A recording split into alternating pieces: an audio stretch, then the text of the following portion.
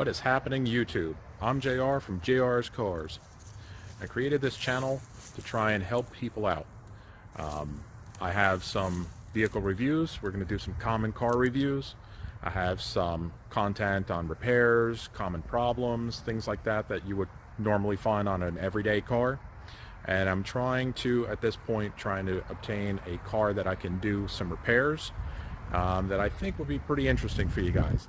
So check it out. We're going to start with this.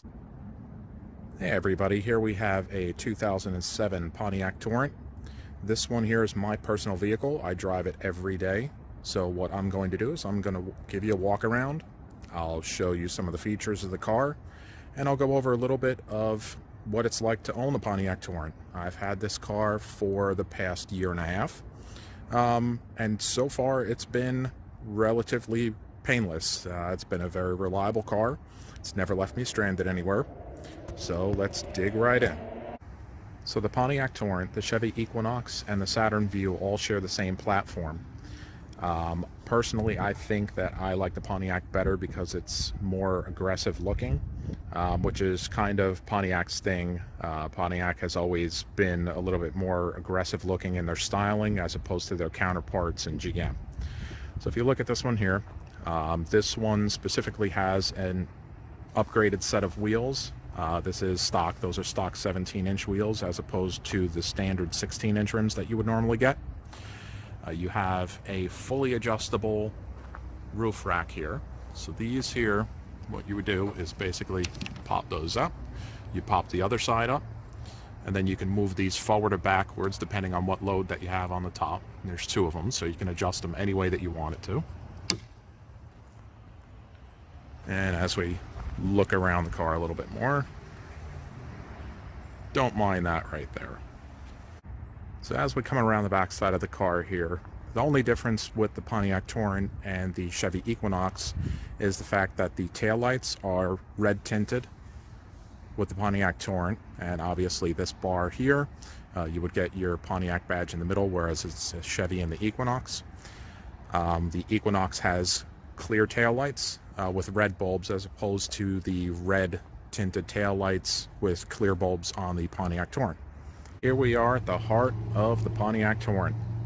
That is the 60-degree V6 GM 3400 engine. It's a 3.4 liter engine. It's got 185 horsepower, 210 foot-pounds of torque, and it's backed up by a 5-speed automatic. The only issues that I've had with it is the EGR valve ports. There's ports that go from the EGR valve, which is right here, that go into the intake. It's common for them to get clogged up with carbon because they're recirculating gas from the exhaust into the intake, and over time you'll see that some carbon will get built up in there. So what happens is the passages block up. You'll get a check engine light. What you would do, or what I did at least, was I took the EGR valve off, disconnected it, and then the pass-through that goes from the EGR valve into the intake, I took a coat hanger, basically just cleared out all the carbon that was in it, followed up with a little bit of brake clean, and I haven't had any issues since. And it's been, I'd probably say about a good 25-30,000 miles since I did that, and I haven't seen the check engine light come back on for that at all. The only other thing that I have an issue with is the motor mounts, but with the car having 188,000 miles on it, I guarantee that are probably the originals. So it's not really that big of a deal. You notice a little bit of a vibration, and you feel the engine kind of rocking back and forth if you're in stop and go traffic. But again, it's a simple fix, and maybe I'll have another video for that one. So at this point, jump in the car and we'll give it a start up. And there's your key. Let's give it a whirl.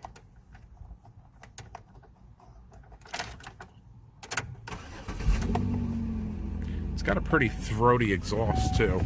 I definitely see that, and you hear it once it starts up. It kind of growls at you a little bit. When you're cruising along, it's pretty quiet. But when you stomp on it, it growls pretty good. GM's pretty good with that for making a pretty throaty sounding engine. Even out of a V6, it sounds pretty good. These engines also are known to have lower intake manifold gasket leaks. Usually when that happens, you'll start seeing coolant spilling over into the engine oil, or you'll see vice versa. You'll go, if you were to open up your reservoir here, if you look inside, you would see like a little film right on the top of oil. You can kind of see it on the outside here too. You might be able to see a little bit of oil sludge on the top here, which I'm not really seeing on this one either.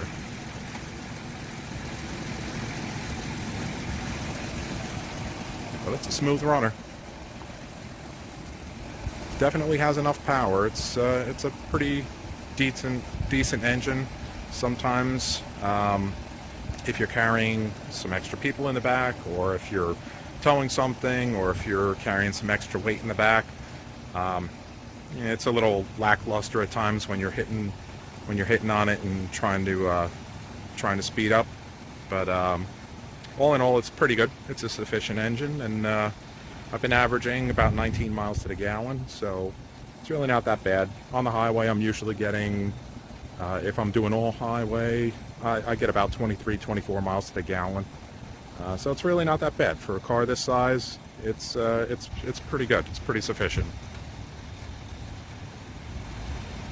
At this point, we'll go into the interior and we'll take a look at what that's all about. Alright, so the interior, it's typical GM. There's a lot of plastic, not so much in the way of anything else. We have pretty much plastic on all the panels here. It's a soft touch armrest, plastic door panels, and then there's a pretty neat pattern fabric right here. And this fabric here is tied up into the interior as well. Most into the seats, into the seat backs. You have different fabric that's throughout the rest of the seats. The seats are pretty comfortable. I've had this car on 300-400 mile trips, and I haven't really had any issues. It's a pretty comfortable car. I have a family of 5, and I haven't heard any complaints from the back seat, so can't complain about that. Steering wheel in this Torrent has a leather wrap on it.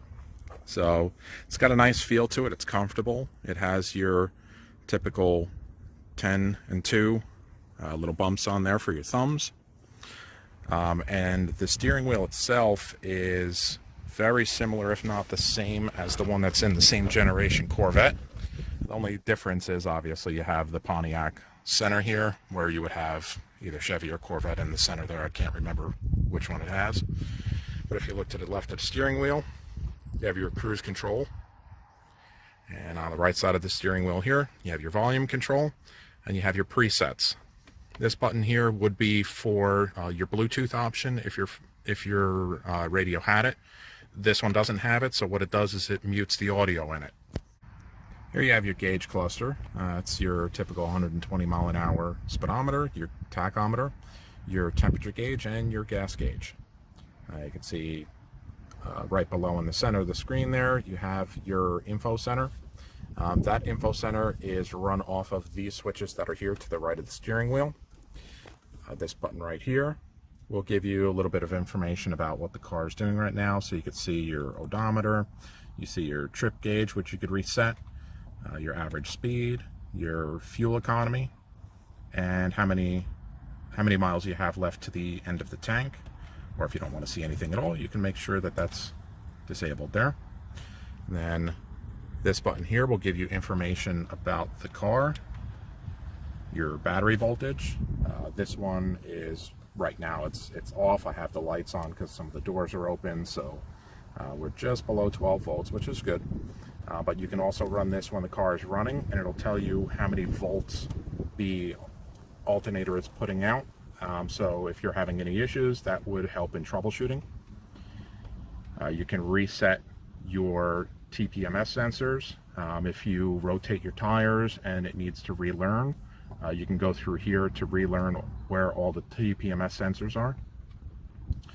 You can also program a key. So your key fob, you can program through this setting. Okay, then we go back to here. You can change your display languages,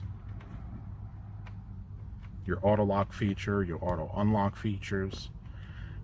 You can enable, disable your remote lock or unlock. Your exit lighting, you can change different settings in there, which I really haven't gone through, but it would be pretty interesting.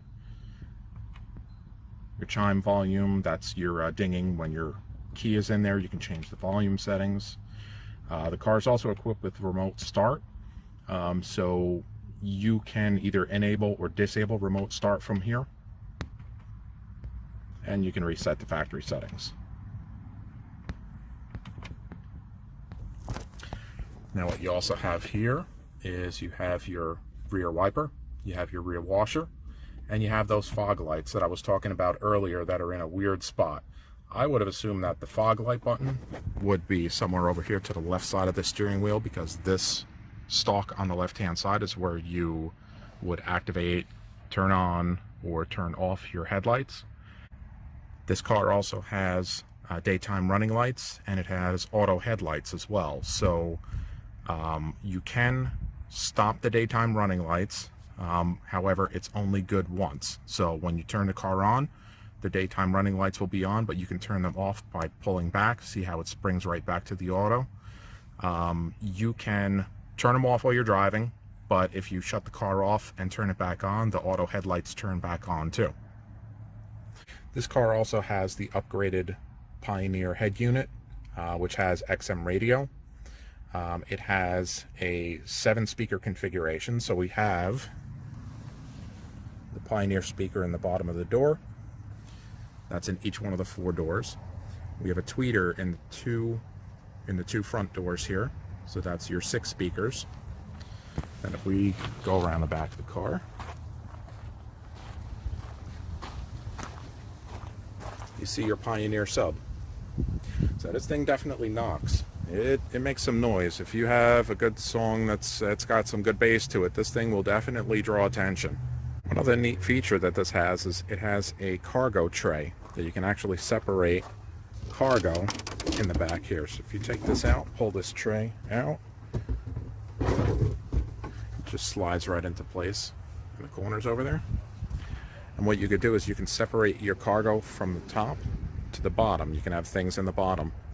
It also kind of works very similar to the way the old wagons that had those roll-out covers. So it's pretty neat. If you wanted to hide something in it, I would put that up and then put what I wanted to hide underneath it. So that way you won't be able to see when you close the cargo door in the back, you won't be able to see anything.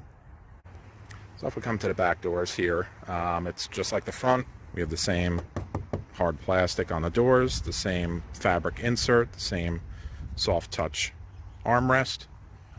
The speakers in the back door, and the seats are made of the same fabric, same patterns. The one thing that I like about this back seat is that the bottom of the seat goes back and forth. So if you have somebody that's a little bit taller, such as myself, I'm 6'4", you can take those and move those seats all the way back, and it gives you a little bit more room. It's a little bit more comfortable for everybody in the back seat. And I have the front seat set the way that I like to drive, which is all the way back, and I have the seat leaned back a little bit, and I'm sitting back here and I have plenty of room for my legs. Like I said, I'm 6'4", I'm a big guy here, so I'd be comfortable without a problem in this back seat. Another neat little thing here is the cup holder. It's a little hideaway cup holder. It's 2 cups, and you also have the charging port down here in the bottom. You can plug in any device that you want if you have that adapter. And if we go back down here to the center panel, the control panel, everything's pretty much in a good location. It's easy to access. It's easy. This is your fan settings, your climate control, heat, cold, and then obviously your different settings here of where you want the air to come out. This button right here, if you push it, it activates the rear defroster. And then this one over here, if you push it, that's your air conditioning. Obviously the car's not running, so it's going to flash at me and tell me that it's not working. Puts it in a pretty good location. One thing I definitely like is where the controls are for the windows, right down here by the shifter. So you're driving around, you have your hand on the shifter, everything's good to go. Your controls are here. You have your driver side, your passenger side, and then your two rear, and you also have a window lockout. So that's my 2007 Pontiac Torrent. I hope everybody liked the content. So if you do, give it a like, subscribe, and share it, and I'll catch you in the next video.